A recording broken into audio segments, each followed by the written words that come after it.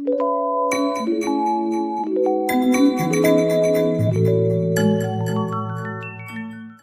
guys, Shani with Healing Elements. Super excited to announce the debut first video on this playlist all about near-death experiences. It was a beautiful vibe.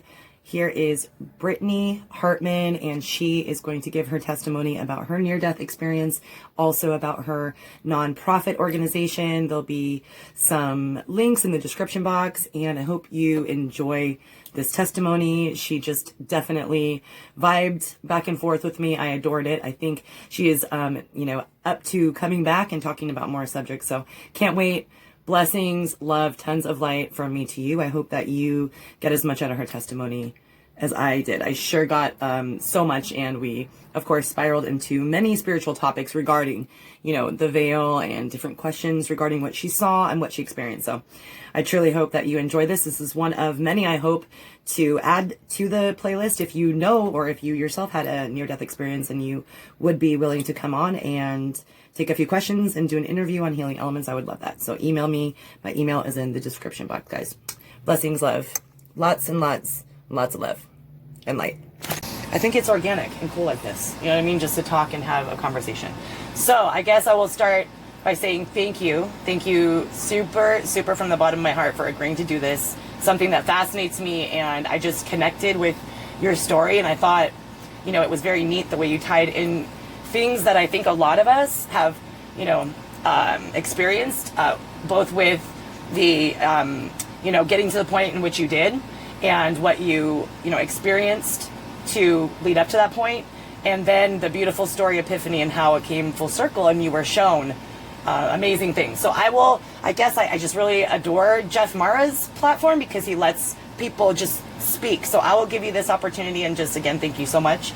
I will let you tell your story, and whomever might connect with this, even if there's one person, I know that you do this for a reason that touched me. It's beautiful to give people hope and faith and confirmation for people like me who have it as their truth, but it just is beautiful to build on that and to find out other people's experiences. So, why don't you tell us however you'd like to begin with the premise, and just tell us exactly what you experienced on that day.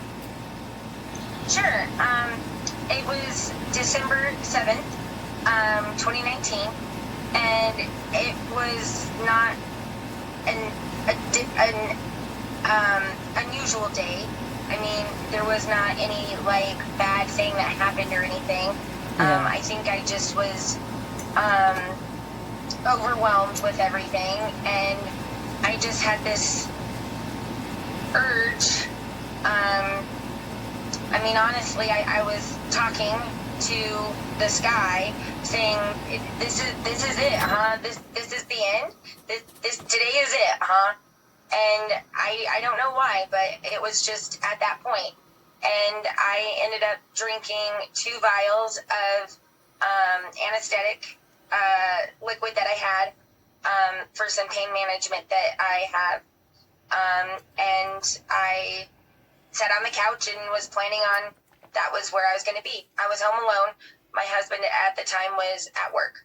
And for whatever reason, I decided to get up and go to the bedroom. I wanted to be in the bedroom instead. And I got to my bedroom, but that's as far as I made it. I fell onto the bedroom floor. And I closed my eyes there. And when I opened them, I was in a different bedroom. It was my bedroom, but it was different. Almost like a different version, maybe dimensionally wise, like maybe a different dimension, but the same type of thing. Possibly. But the same items in the room, right? Okay. It seemed like it was exactly my bedroom, but how I described it was everything bad was gone. Oh. If it was dirty, or if it was something that, I don't know, if it was a dull color, it was gone. Just the bright colors were there. So I don't know, maybe that was it fading away. Okay. But I turned around, I stood up, and I turned around, and that's when I saw this amazing looking field.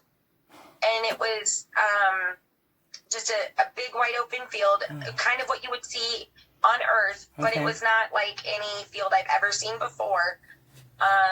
It was really bright, really colorful. Not a lot of, I didn't really see flowers, maybe some bushes, but it was just a really big open field. And at this point, you were very aware in that state, right? So you were very conscious of this field in front of you. It was, yes, okay. Yes. And I had this overwhelming feeling of love and connection. Yeah. And right away, huh? Right when you saw the field, you just, the essence like poured in, or? Yeah, and just there was not a single bad thought. Like, you couldn't think, like, it just didn't exist. And fear did not exist at this point? Fear did not exist. Did fear exist at this point for you? Yeah, no, that vibration is low. Okay. There was absolutely, all you could think was bliss, happiness. I mean, there was absolutely, you could not, it just wasn't, it didn't exist. Awesome. And I don't know if it happened, you know, if I could hear the voice, like with my ears, or if it was in my head, or, you know, like, telepathy kind of a thing. Yes. But I heard a voice, and it said, "This is level 1." And I kind of blinked, and that's when I opened my eyes, and then I was in a different place. Okay.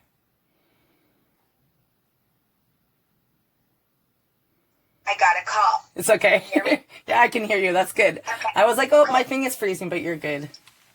No, it said it was muted, and then a call came in. Okay. So, cool. Now we know how that works. Yeah, now we know. And no worries, I'm so easy peasy. But okay, so intriguing. So you heard, and whether or not it was a download or knowing or an actual voice, you heard an explanation. So where you were was level 1? Yeah. Okay. And it just simply said this is level 1. There was not anything else to it. And, you know, I can't tell you how long I was there. It seemed like it was a good amount of time because I took in stuff. But then it seemed like it was quick because it was just the blink of an eye. Okay. So time didn't really seem to exist in a way, but in a way that it did. I don't know. It was a really weird. Like fluid, but static at the same time. I can't conceptualize, but you know. Exactly. Yeah. So I blinked, level 2. I'm at this different place. Okay. And this voice that said it was on level 1 said this is level 2. So the same being or whatnot was apparently coaching you or guiding or something. Okay. Yes. And I was just in this, I call it a house. Okay. When I describe it to certain people, some people call it a mansion. But really big house, really big walls, really a lot of gold color. Wow. Huge house. And they were all sitting at a table. I don't know if they had eaten or if they were getting ready to eat, but I was standing at the kind of the foot of the table. Okay. And then my mom was here, and then my dog was here. At the table? And then the table was behind them. And then at the front of the table was my grandma and my grandpa. And they were really huge in my life. So I was really happy to see them because my grandpa died in December 2013. And then my grandma died in 2009. So it had been quite a while since I seen my grandma. And then behind them, I think, was my uncle and some aunts and then some people. I have no idea, but I know that they were related to me. I just had that feeling. Yeah. And they were all just at this table. And I was very concentrated on my mom and my dog. Yeah.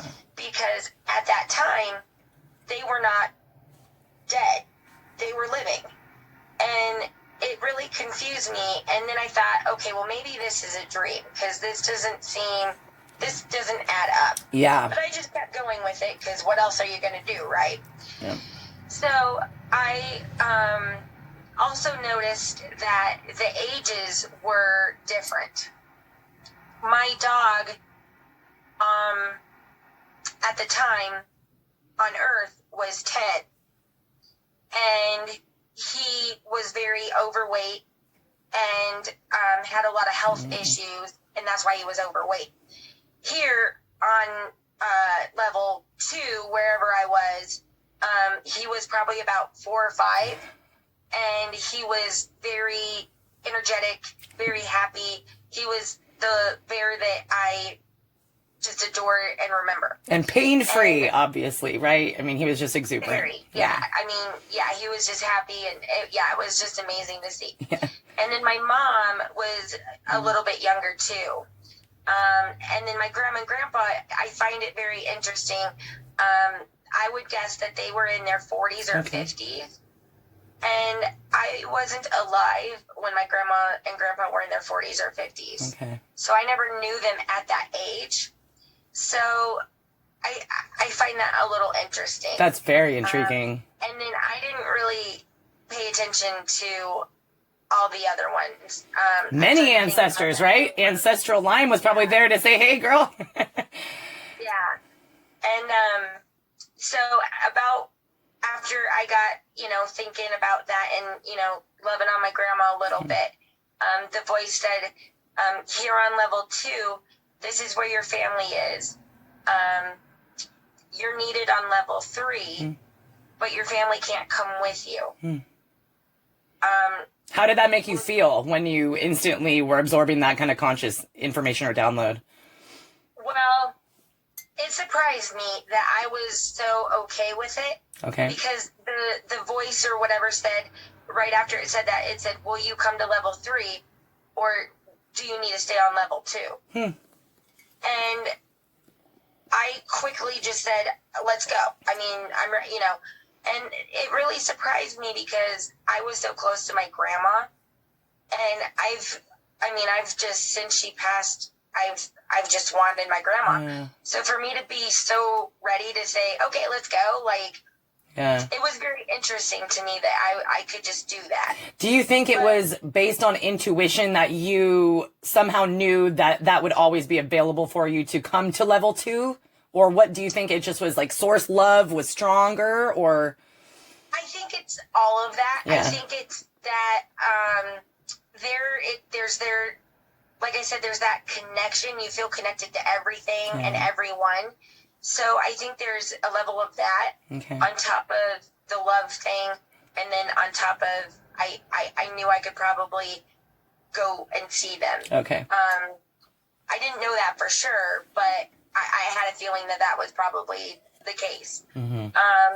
So I blinked and we were on level 3. Okay. And this is where I saw whatever was talking to me. Okay. And I don't know if it was a girl, a boy. I don't know what it was. It was too bright. It was very,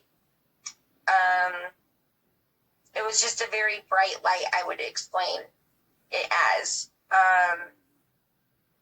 And the voice, I would say, sounded like a girl, but I think it's a higher frequency up there. Yeah, like androgynous is how I always picture it, just from what I channel certain entities, like for instance, my father, that would be like a divine masculine energy. But sometimes for angels, I truly, and even source or God, I truly feel like it's hard to put in words, but androgynous, like it's half and half. You know what I mean? So I don't know if that kind of rings true, but I always kind of get that intuitively, Yeah, and maybe there is no such thing as gender with them or something. Right? Who knows? Yeah. Now that I've seen that kind of stuff, I think anything is possible. Me too. I've heard some crazy things. It's Me just too. crazy.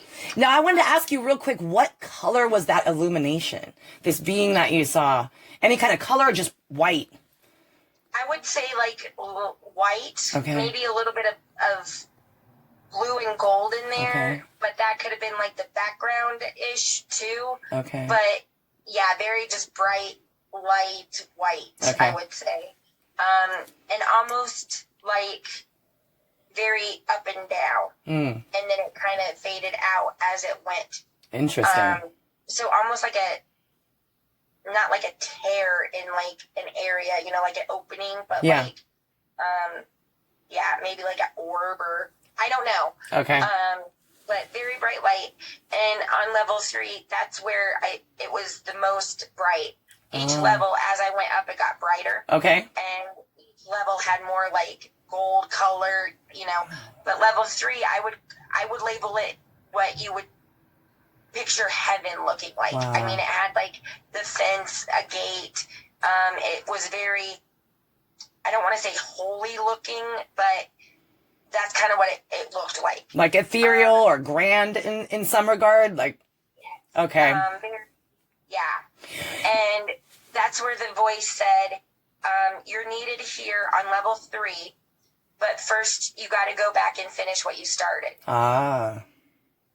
And so I started falling down all of the levels back into my body. Like just floating or free falling super fast?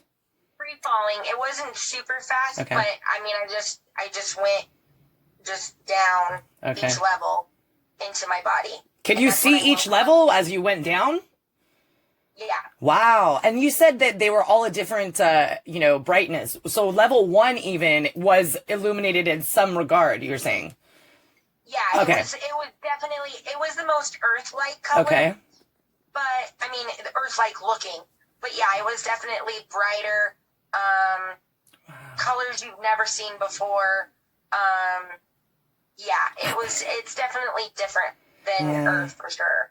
Yeah. When I've watched like a year and a half about the near-death experience and people talk about the colors, it's so, hard as usual for human brain to wrap around something they don't understand. So I'm always curious, at night, I'm like, I wonder what those colors can possibly look like, because looking on a palette, you think, of course, as your human, silly, physical vessel, you think this is all it is. So it gives me the chills. And so I can't see it through you, but it feels beautiful through your energy, And when I try to explain it, I try to like think of the color, and now I can't picture it. Like if I close my eyes, I can kind of see it, but I know it's there, I feel it's there, but there's no words that describe it. I couldn't say it's a mix of yellow, orange, and green. You know what I mean? Yeah. It's undefinable. There's no words for it. Yeah. Amazing and beautiful. Oh my goodness. Okay, so that is so intriguing, and I love your story so far. So go ahead. So you were now falling through the levels because you had some back on Earth. They, the being let you know you had something to finish. Yep. So I woke up in my body and I crawled to the phone, dialed 911. Okay. And then I don't really remember a whole lot of the cops coming in, the ambulance. I don't really remember the first part of the hospital, but I remember every single part of that experience. And after that, 2 weeks after my experience, my mom passes. And that's when I knew for sure that it wasn't a dream or anything, that it really happened. Yes. And then 2 months after that, my dog Bear passed. And those 2 were the only ones that didn't fit in that experience. And they're the only ones since then that now it fit. Yes. So, I'm still, I will never know until I go back why or how. I have a couple of theories, whether it was premonition or some people, in talking to a couple of other near-death experience people, some people think that your higher self never leaves that realm, and only 80% of you or whatever comes to Earth. I think so. Maybe I saw them as their higher selves, and that was the beginning of their transition. That is beautiful theory. I like that one. That's amazing. Yeah. Wow. I like that one too because it kind of explains the brain a little bit, and maybe why we don't know only but 10 or 20% of the brain. Yes. And it might be because it's connected to our higher self, and and it's doing things in that background that we will never know. Oh, that's beautiful. I got chills. So yeah, I really like that thought. Yes. And then the other thought that I really like is some people say that you start to transition months before your death. Yes. So part of them were transitioning, and you don't know that you're transitioning, you know. So I saw them as their transition self. Yes. Before. I love that theory, and I'll tell you why. I had a vision once when, my dad had a stroke prior to his death. Was different. It was cancer, but he only was in the hospital for 12 days. Well, for his stroke, he was, he had brain damage and such. I would always have this vision of the cord that they say is attached to us, either symbolically or the silver cord from our higher self or the higher realms down to us. I always pictured that it's like a hot air balloon slowly, one foot is here and one foot is there pre-transition, as if, you're floating, but the cord is still attached, but it's getting you ready to maybe accept those realms, or, there's multitude of reasons, but I love that too, as far as the pre-transition.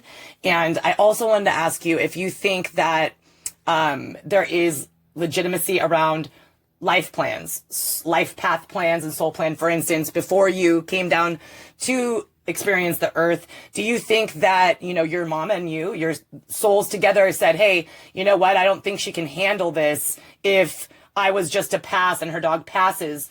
Could it have been if, you would have experienced that without this experience, maybe you would have gone full Monty and tried to end your life for real? I always, when I listen to your story, and I've listened to it like 2 or 3 times on Jeff Mara's podcast, I get the chills, because I think, my gosh, the divine blessings in disguise, that we don't know, like you said, until you tied it in later. So I was just thinking, I wanted to ask you that. I was curious about your take. So that is beautiful. And I won't, I just want to add that is some of my thought process when watching your testimony.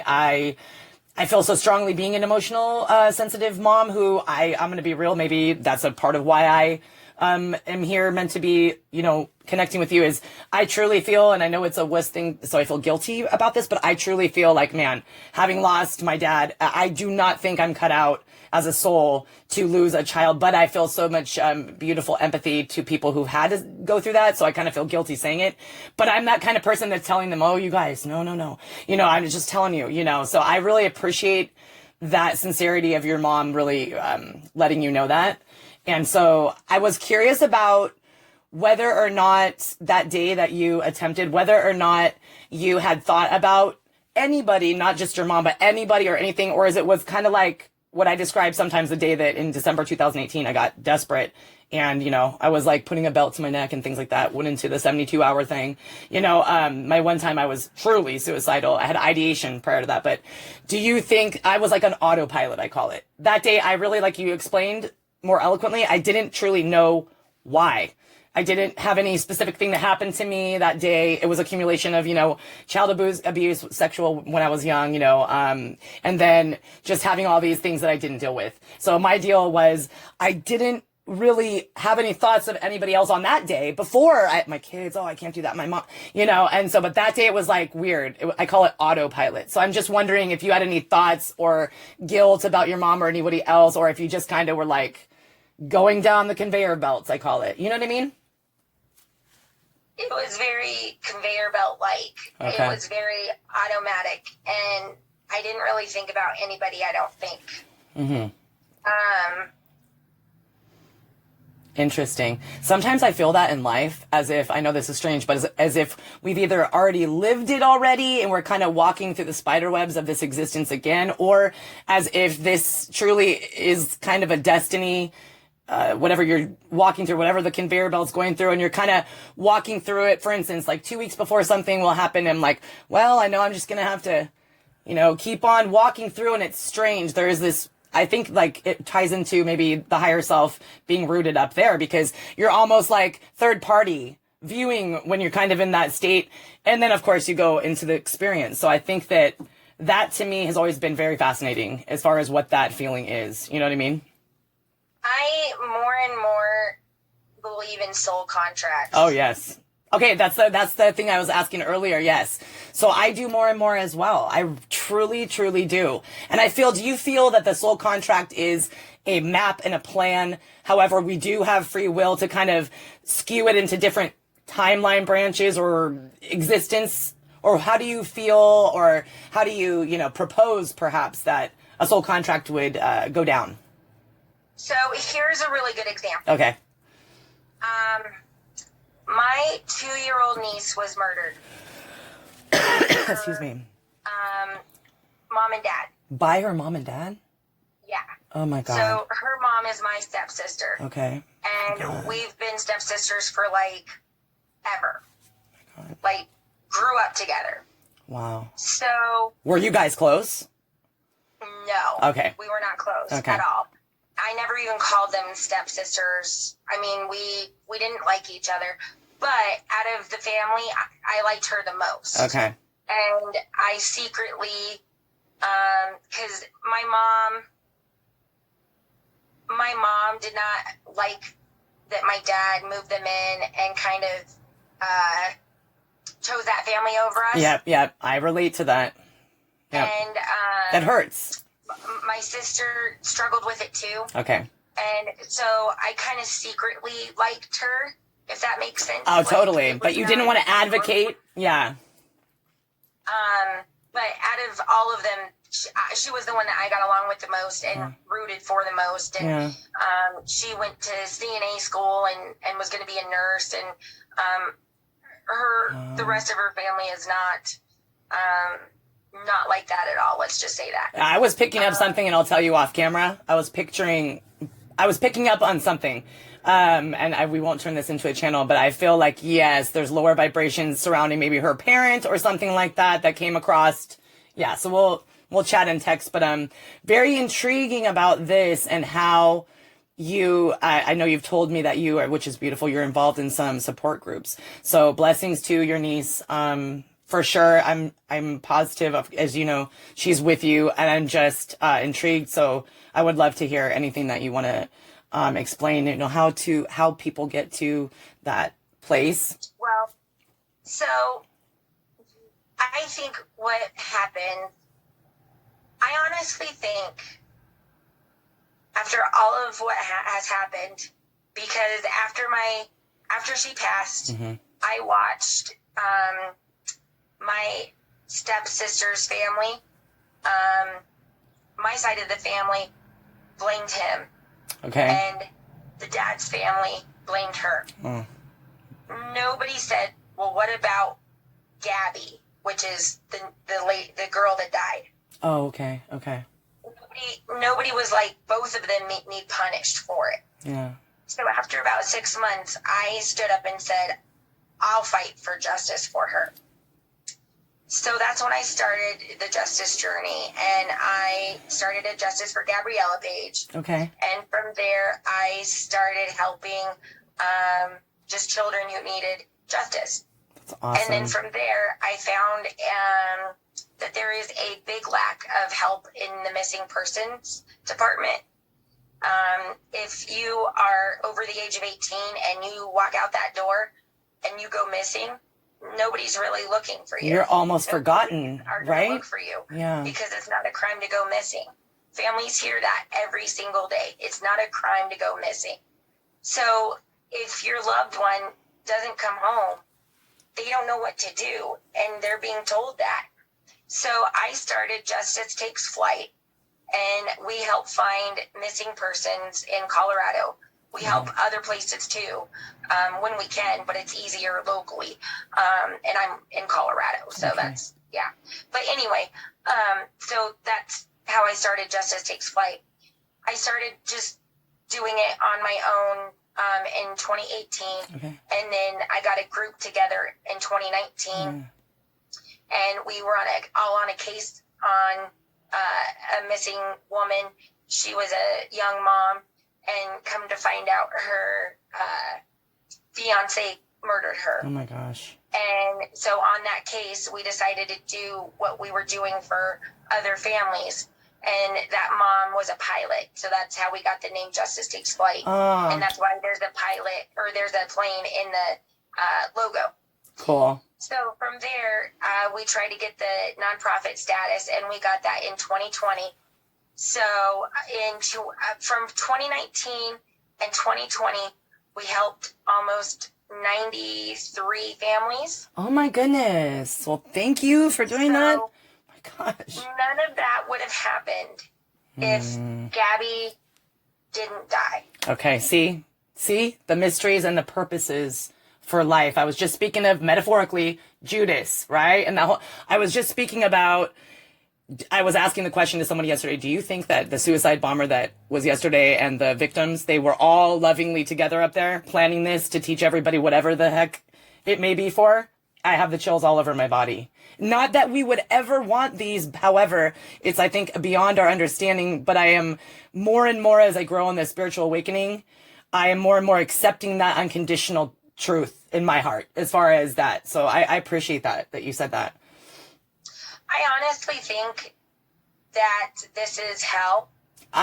Same. I think that we're being tested. And I think people like Gabby, my niece, signs up for soul contracts. And I think she knew her life was going to end it too. Yeah. And I think we do have choices. I mean, I had the choice to either decline to follow, I could have chose to just ignore it like everybody else, or I could choose to fight. And to do a beautiful thing out of a tragedy, right? Exactly. Yeah. And not only, that's just my story. My dad,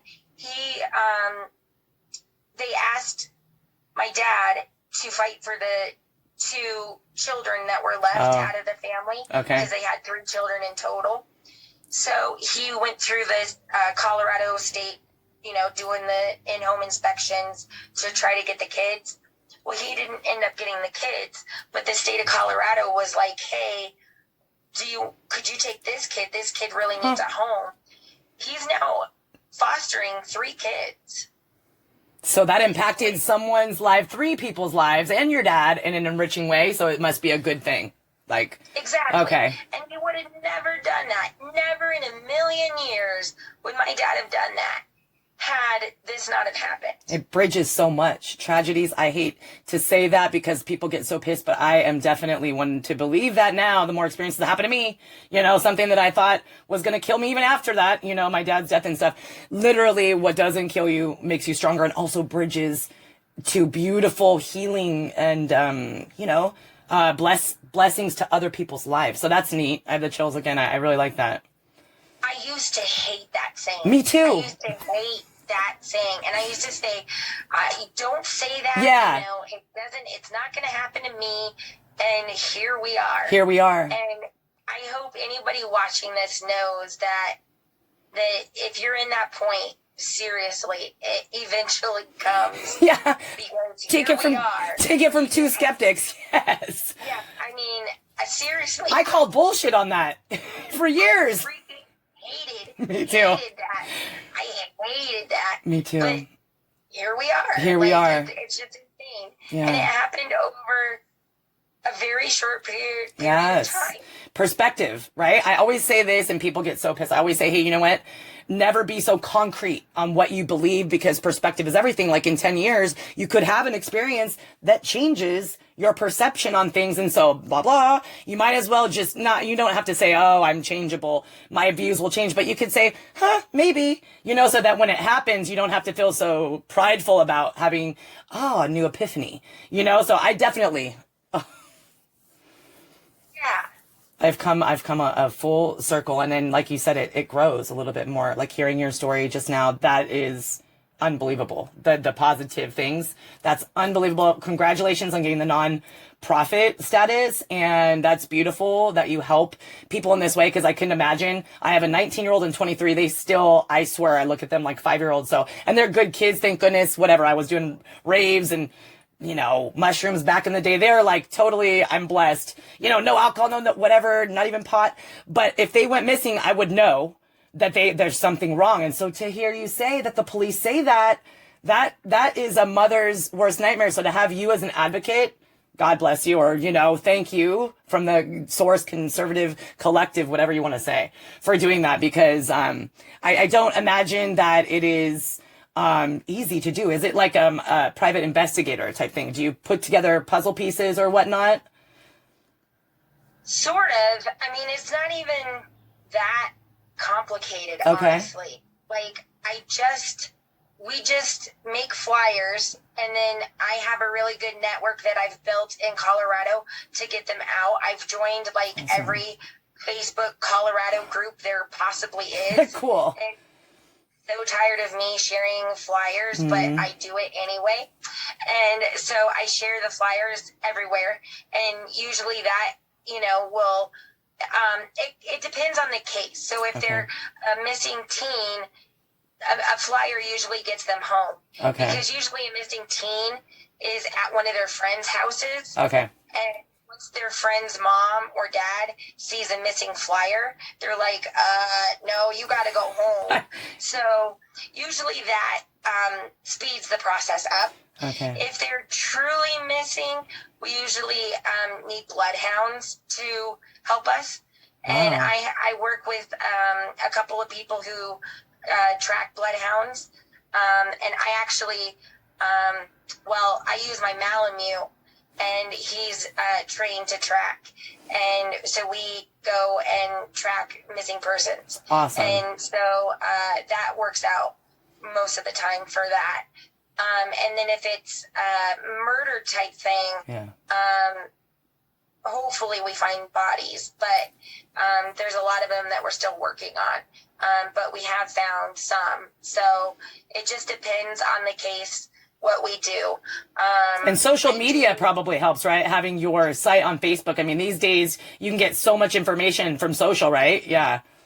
Oh, yeah. Well, and it's so funny because if somebody, like, say you go missing. Yeah.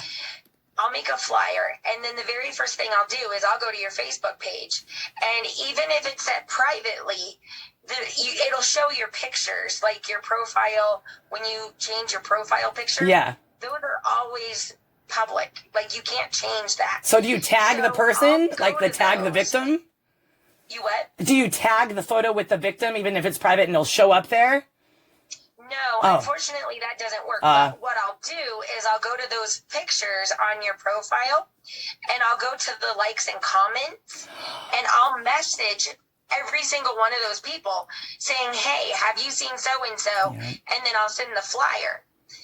And most of the people will say, no, how did you get my information? Right? And look, it's right there. I used to watch that MTV Catfish show, and that was unbelievable how much information they could get off the Facebook, so that's so smart, and that is probably doing something that, no one ever puts the puzzle pieces together, like a divine, thread that's like weaving this quilt. I think it's beautiful. Well, and I know cops will make flyers, but they'll only do it if it's truly a missing person case, and they don't they'll do it for runaways too, but if it's over 16 and there's not a concern for safety, they really don't. And a lot of families, if they put a flyer together, it looks really bad, or it's hard to read, or they're missing some pertinent information. So I'll help them clean it up, or I'll make them a brand new one. And then just circulating that, it just really helps. Definitely. And like you said, I hate to say it, but sometimes the one, missing persons that are focused on for the police are the ones that are dragged into the media, so that they have to kind of seem active so that the media doesn't come down on them. And it's like, there is so many things going on. How much time do police, or can police, advocate for that type of thing? So that's beautiful. It takes a community to raise a child, and we're all children, right? Of the earth, or I think that is the bomb that you do that. I can't believe. So you assisted 93 people in 1 year? 2 years. 2 years. That's from amazing. 2019 and 2020.